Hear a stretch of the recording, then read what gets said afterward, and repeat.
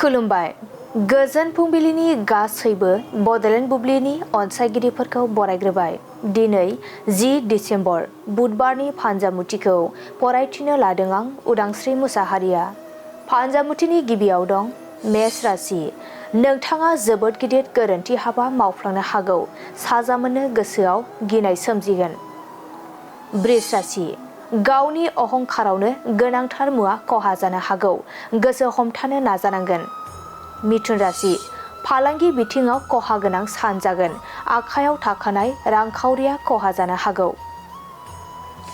कर्कट राशि। गावनि थाखाय माबा मोनसे गोदान राहा फसंना लानो हागोन। मोजां सान। सिंह राशि। नोंथाङा गाज्रि हाबा मावफ्लांनो हागौ। गिदिर साजा मोननो हागौ। कन्या राशि। बिब'नि साननायखौ जाफुंहोनो हागोन। बिब'आ जोबोरैनो खुसि जागोन। तुला राशि। नोंथांनि बिबाना गोजौ फारसे दावगालांगोन। मावनांगौ खामानिफोरा बांलांगोन। वृश्चिक राशि। गोथार खामानिफोरखौ मावफुंना लानो हागोन।